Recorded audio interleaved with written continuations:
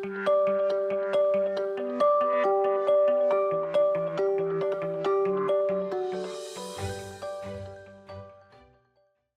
back to Inspire Great Health. I'm your host, Bridget Wilson, and I have with me today Dr. Looby. How are you today, Dr. Looby? Doing well, thank you. Thank you. So go ahead and introduce yourself and tell me a little bit about what you do here at Cheyenne Regional.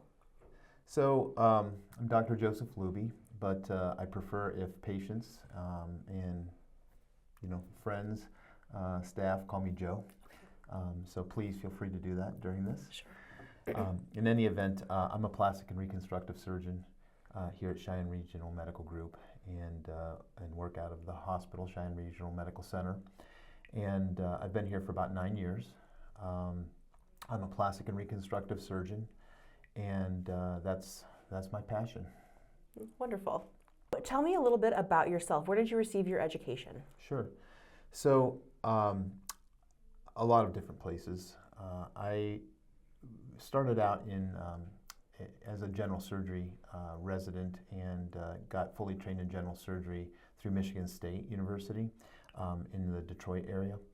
And then following that, I went on to pursue plastic surgery.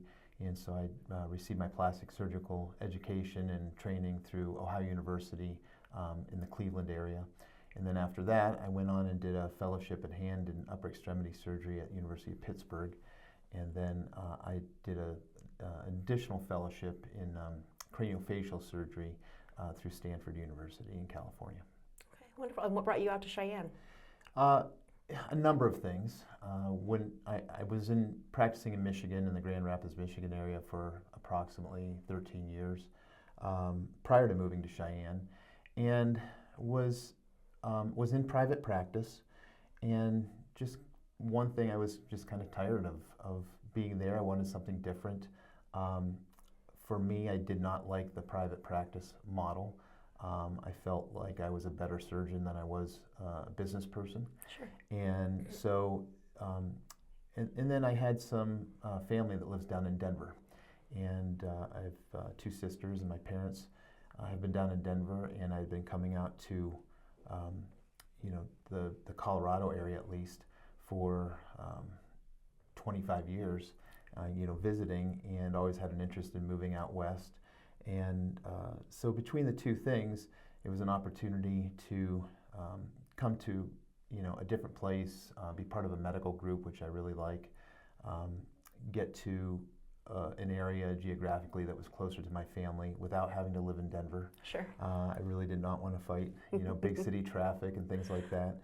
And so it was a confluence of events and things going on in my life that just led us to explore opportunities, and found an opportunity here in Cheyenne for both my wife and I, who is also a physician. And we love it. This is without question, of all the places I've lived, throughout the U.S., this has been my favorite area. Oh, I'm so glad to hear that. We're so happy to have you here. Thanks. Yeah, obviously, you've been here almost a decade. Yeah, I have. Yeah, we haven't left yet. Yeah, no intention to. So we are for sure Wyomingites. So you said you do reconstructive surgery. What types of surgeries does that include? Well, it's a number of things. So my formal education is in plastic surgery, and it's when patients and physicians, they hear plastic surgery and they frequently gravitate to cosmetic surgery and or aesthetic surgery, and I certainly do some of that work as well. But plastic surgery is really kind of I call it a wastebasket specialty. There's a lot of different things that are involved in plastic surgery. So one of the things that I do a lot of is hand and upper extremity surgery. So I went and did a hand surgery fellowship, and so I have some expertise in that subspecialty. And a lot of times patients and staff, again, oftentimes think of hand surgery as more orthopedically driven, but and it certainly is. There are orthopedic surgeons that do quite a bit of hand surgery as well. But the first hand surgeons were actually plastic surgeons. It goes back to the First and Second World Wars. And when soldiers were having a lot of battlefield injuries and bad scarring and trauma to the hands, and that's how plastic surgery kind of got involved in hand surgery. So that's a fairly significant part of what I do. But the other facets of plastic surgery, the word plastic comes from a Greek word, and it basically means to fill a hole. So to try and reconstruct something. And so there's a number of things. I do a lot of breast reconstruction in conjunction with Dr. Burton, one of the breast surgeons here. And things like breast reduction, and then again some of the cosmetic components to breast surgery. And then a lot of facial trauma, facial reconstruction, taking care of patients with skin cancers. So there's a number of different things that I do, and that's, encompasses what I consider kind of a performing the full spectrum of plastic and reconstructive surgery. So I'm pretty fortunate, and with my training, I feel pretty confident and comfortable really dealing with any patient population. We don't have a large, we don't have a pediatric hospital here, but I used to perform a lot of cleft lip and cleft palate surgery. And so, occasionally when I see patients that have had that type of problem and previous interventions, I'm able to help out with those as well. So now we're switching gears a little bit. Sure. So OSS, or Orthopedic Surgical Specialist, just moved about a year ago into a brand new building. Tell me how that's helped your patients out, since you've kind of localized everything for them, put more things in one spot. Sure. Well, I think what I've noticed is that it makes it a little more convenient for patients when they're in the professional building that's adjacent to the hospital, oftentimes receiving services both in our clinic or other areas in the hospital as well. It just becomes a more centralized and convenient location for the patients. But on a personal note, it was, a lot of the providers were very excited about, about the move, because instead of, being in one location where we were seeing patients and then having to go to the hospital to perform surgeries, the transition and the move selfishly made it very easy for us to only have to, we drive to one spot every day, and that's where I go. I don't have to get back in my car. And, it makes it easier for me to see patients on the floor of the hospital and then go to clinic. Similarly, I might be in surgery on one particular day, but a patient may need to be seen sooner than a scheduled appointment, and I can have them just go up to our clinic and maybe see them in between surgeries. So I think that's been an advantage. But I think the thing that I enjoy the most, and I think it's a benefit to patients, is we're in this collaborative group of surgical specialists. So orthopedics surgery, general surgery, plastic surgery, pain management. There's a number of providers in there that we can collaborate and correspond with the providers, in real time, and oftentimes, and I would say it, happens, if not several times a week, at least once a week. I may call one of my colleagues in to, look at a patient. It might not be something that I have training in or expertise in, and I want their opinion on something, and so and then they oftentimes do that with me as well. And so I think that's been a real benefit. Sometimes the patients get a little, freebie out of the deal, and, get a 2-for-1, visit there. So I think that's one of the biggest benefits to having the new clinic. Yeah, I love that. I love that it's all centralized for the patients. So I appreciate that you guys did that. Yeah.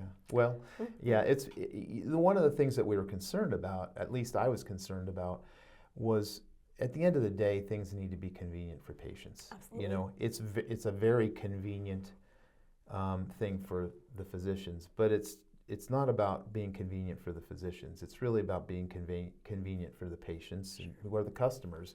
And so I know, and I personally was concerned about moving to the hospital and a different location, and how was parking going to be? How was the access to the clinic going to be? Was it going to be difficult for patients to get there? And so, but having been there for over a year now, I think it's been actually a very smooth transition. I think patients overall have really not have had anything negative to say about it. I'm sure there are some, but right. But really, I have not heard any patients voice significant concerns over the move, and they seem to have responded very well to this new transition. Yeah. Well, as a patient myself of OSS, yeah. I've loved the switch as well. What is your favorite part about working with your patients?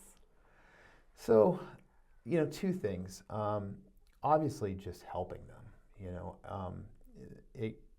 There's just a lot of gratification in, having a patient that comes to you and sees you for a particular problem. And, for instance, I'll just give an example of hand surgery. A patient may come in with bad carpal tunnel or, very painful arthritis. And if you can take those symptoms away and help them, it just derives a lot of satisfaction out of that. And they seem to, they respond. More often than not, they're extremely grateful. And, that opportunity to help somebody like that, I think is, one of the things that I enjoy most about my job. And I think it's a real, truly a privilege for patients to come and see you and trust you enough to help them with their care, or to do surgery, to make an incision on them. It's a big deal, And I don't think I appreciated that as much when I was younger, but oftentimes the patients will thank me, and my response is, thanks for trusting me. Because it really is a big deal for patients to allow you to do things like that. So I like that, and then just hearing their stories and listening to them. Yeah. I think that's. I just enjoy meeting different people, and there's a lot of different ways to go through life, and there's not one right or wrong way. And I just sitting down and listening to them and enjoying and entertaining their life experiences and sharing some of my own. That's probably some of the most fun activities I do in my job. Yeah. What is your patient care philosophy? What is the first thing that you take into account when you begin treating a patient? I want the patient to feel like they're being heard. That's, I go way back to first year medical school, when we had these labs where they were patient simulation labs. And one of the things we were taught, and it's so true, is just let the patient talk. So it's very easy, we're in a rush to see patients, and we feel like we're on this time crunch, and when patients are scheduled for 9:15 or 9:30 or 9:45, and we only have so much time devoted to seeing them. So it's very easy to be in a rush when you're seeing patients, but one of the first things we were taught is let the patient talk, and if you let them talk long enough, they'll tell you what's wrong with them. And so and they've done studies on it, and where they've actually documented how long physicians have let patients talk before they've interrupted them. And it's a surprisingly low number. And so I just try to let patients be heard, and try to tell myself, okay, don't interrupt, and give them, a few minutes if necessary to tell me what's going on. And usually they tell me what the problem is without doing any exam. And then later on when I, got into maybe my third or fourth year of medical school, when we were actually in the hospital, more in the clinic situations, and I can't remember who said this, but somebody said, always sit down with the patients, if you can. So I try to always sit down when I get into an exam room and talk to the patients. And even if you're only in there for a few minutes, it oftentimes gives the patient a perception that you're in there a lot longer with them. Sure. And again, it just goes back to trying to make the patients feel heard. I love talking to patients. I just love, I love hearing their stories. When, earlier in my career being trained to be a surgeon, thought is I went into surgery because I love to operate. And in reality, probably the clinic has become, one of more fun for me in my job than actually being in the operating room, because in the operating room I don't get the chance to listen and hear and talk to the patients. Sure. And that's just really become a part of my job that has probably kept me doing this longer than I might have anticipated, and keeps me wanting to come back for more and continue to do it for a long time. So. And I'm sure it keeps those patients wanting to come back to see you if necessary. Well, I hope they feel that way. Yeah. What do you think makes you unique as a provider? So I think I just touched on it. I think that the big thing is that, again, as I'm trained to be a surgeon. I'm trained to operate. But I've really, when I first, started medical practice, that's what I wanted to do. When I was in residency, when you're a resident training, you hated to go to the office or the clinic. You just wanted to be in the operating room. And when you first get out and practice, that's frequently how you feel. But now, I think, really, I enjoy the clinic as much, if not more, than being in the operating room. So I think that's probably the most unique thing, especially given my background and my training. Yeah. Well, that's fantastic. And those are all the questions I have for you. Is there anything else you'd like to add? Sure. I think that, I've been, through my training, I've trained in, small community hospitals like Cheyenne, and then I've trained in very big university settings. And, years ago, actually I think it was when I was doing my hand surgery fellowship in Pittsburgh. So I was at the University of Pittsburgh, and I was walking through one of their, bigger hospitals. I think it was Presbyterian or something like that in downtown Pittsburgh. And I was thinking for a second, and I was kind of a little bit in awe of the place, thinking this is really an impressive place. And then, it dawned on me that that it's just a hospital. It provides the same care that any other hospital provides. It's got the same mission, and we, it may have a few more bells and whistles, but at the end of the day, it doesn't mean that they're doing anything different or more unique or better than any other hospital. And I think, I've thought about this over the years a lot. Again, having been out in practice, I've worked in large tertiary care centers. I've worked in small community hospitals even prior to coming to Cheyenne. And we have a tendency as a society, and certainly in healthcare you see it as well, that bigger is better. And that's not necessarily the case. I think the care that we provide here at Cheyenne Regional is excellent. I would feel very confident, with receiving care myself or my family here. But I think there's this, mentality, and I've used it when I was in, practicing in Michigan, and I use it,